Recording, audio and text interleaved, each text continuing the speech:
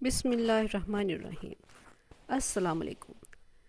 خوفناک طوفان کا پارٹ 2۔ بیٹا، حضرت نوح علیہ السلام نے کشتی بنانی شروع کی جس کی اللہ نے انہیں ہدایت فرمائی تھی کہ ہماری آنکھوں کے سامنے اور ہماری وحی کے مطابق کشتی تیار کرو، یعنی یہ کشتی کیسی ہو اور اس میں کس طرح کی چیزیں ہوں، اس سب میں اللہ تعالیٰ نے ان کو گائیڈ کیا۔ اس کشتی کی ایگزیکٹ لمبائی چوڑائی کتنی تھی اس کے بارے میں مختلف روایات ہیں، لیکن پیارے صحابی حضرت عبداللہ ابن عباس رضی اللہ عنہ کے مطابق وہ کشتی 1200 گز لمبی، 600 گز چوڑی اور 30 یعنی کہ 30 گز اونچی تھی، اور اس کشتی کی 3 منزلیں تھیں۔ سب سے نیچے والی منزل میں درندے اور وحشی جانور تھے، اس کی درمیانی منزل انسانوں کے لیے تھی اور سب سے اوپر پرندے تھے، اور اس کشتی کے ایک سائڈ پر دروازہ تھا جو ڈھکن کی طرح بند ہو جاتا تھا، اور حضرت ابن عباس رضی اللہ عنہ کے مطابق ہی اس میں سب سے پہلے پرندے اور پھر جانوروں کو داخل کیا گیا، اور جانوروں میں سب سے آخر میں گدھا داخل کیا گیا تھا۔ اور پھر جب وہ کشتی تیار ہو گئی تو اللہ تعالیٰ نے ہدایت فرمائی۔ مما کیا ہدایت فرمائی؟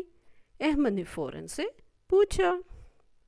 جی بیٹا، اللہ نے ہدایت فرمائی جب ہمارا حکم آ پہنچے اور زمین میں پانی جوش مارنے لگے تو تمام قسم کے جانوروں کا ایک ایک جوڑا یعنی نر اور مادہ، میل فیمیل، کشتی میں بٹھا لینا اور اپنے گھر والوں کو اور جو ایمان لائے ہیں انہیں بھی سوار کر لینا، اور جن کے بارے میں ہلاک کیے جانے کا حکم دیا جا چکا ہے ان کے بارے میں کچھ نہ کہنا، یعنی کسی ظالم کی سفارش نہ کرنا، وہ ضرور ڈبو دیے جائیں گے۔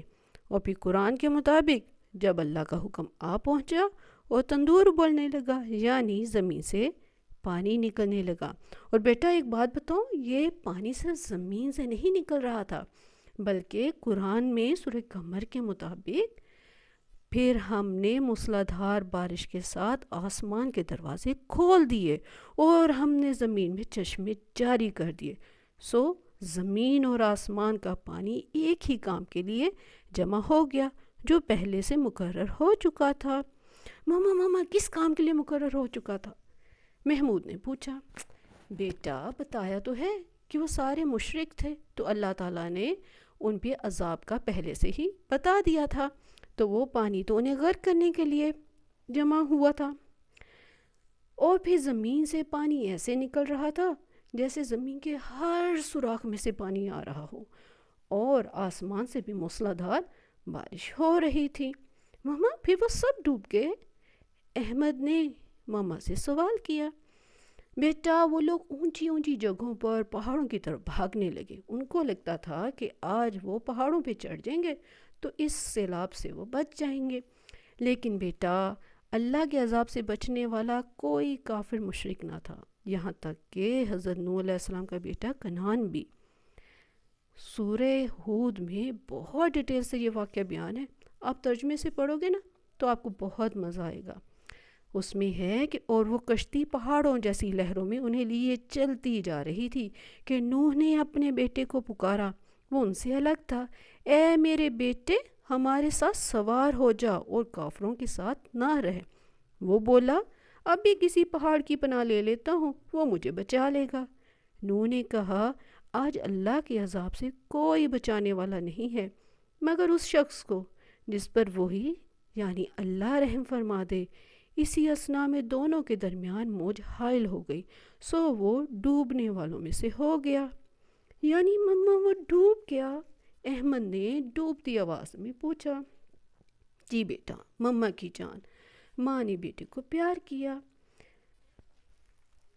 قرآن میں بیان ہے کہ حضرت نوح نے اپنے اللہ کو پکارا اور نوح نے اپنے رب کو پکارا اور عرض کیا اے میرے رب، بے شک میرا لڑکا تو میرے گھر والوں میں داخل تھا اور یقیناً تیرا وعدہ سچا ہے اور تو سب سے بڑا حاکم ہے۔ ارشاد ہوا اے نوح، بے شک وہ تیرے گھر والوں میں شامل نہیں کیونکہ اس کے عمل اچھے نہ تھے، بس مجھ سے وہ سوال نہ کیا کرو جس کا تمہیں علم نہ ہو۔ میں تمہیں نصیحت کیے دیتا ہوں کہ کہیں تم نادانوں میں سے نہ ہو جانا۔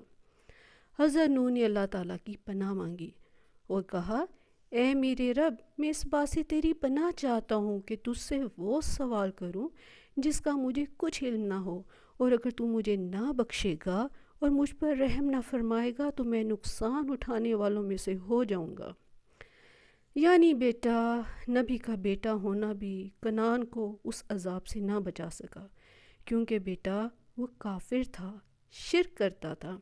اور قرآن کی سورہ تحریم میں اللہ تعالیٰ نے جب لوگوں کو جن نے کفر کیا تھا اس کی مثال دی ہے، تو حضرت نوح علیہ السلام کی بیوی کی بھی مثال دی ہے، یعنی کہ اس نے بھی کشتی میں سوار ہونے سے انکار کر دیا تھا۔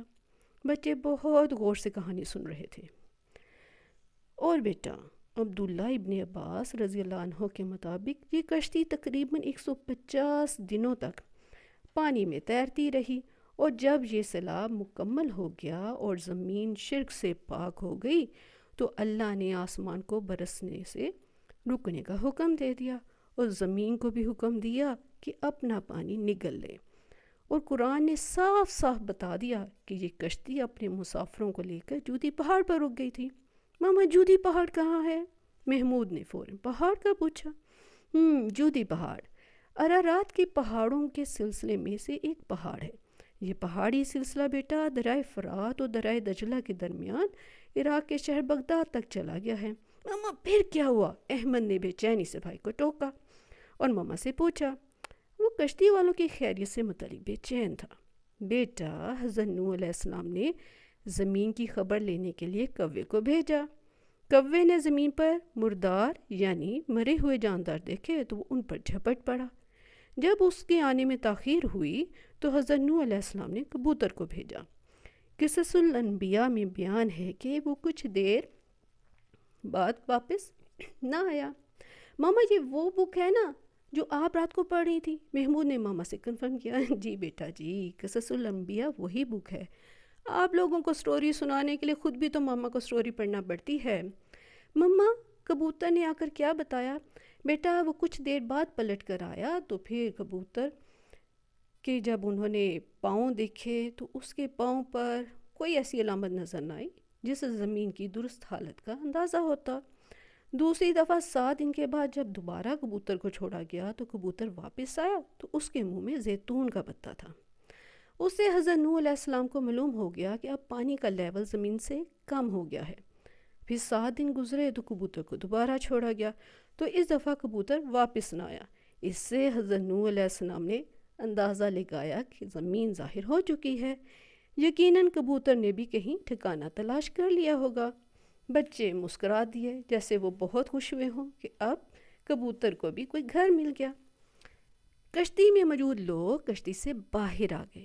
ان لوگوں میں حضرت نوح علیہ السلام کے 3 بیٹے حام، سام اور یافس تھے۔ زمین کو اللہ نے شرک سے پاک کر دیا اور نسل انسانی بیٹا حضرت نوح علیہ السلام کی ان 3 بیٹوں سے آگے چلی۔ اسی لیے تو حضرت نوح علیہ السلام کو آدم ثانی بھی کہا جاتا ہے۔ یہ تھی میرے پیارے بچوں اس دنیا میں شرک کی ابتدا اور ان مزاروں کی حقیقت۔ بیٹا، اللہ بہت غفور و رحیم ہے۔ جو جہالت میں کوئی برا کام کر بیٹھے پھر وہ اس کے بعد توبہ کر لے اور اصلاح کر لے تو اللہ کی یہ شان ہے بیٹا کہ اللہ معاف کر دیتا ہے۔ جو مانگنا ہے اللہ سے مانگو، وہ دیتا ہے، بس دل سے مانگو، یقین سے مانگو، وہ ضرور دے گا۔ ماں نے بچوں کو اپنی باہوں میں سمیٹ لیا۔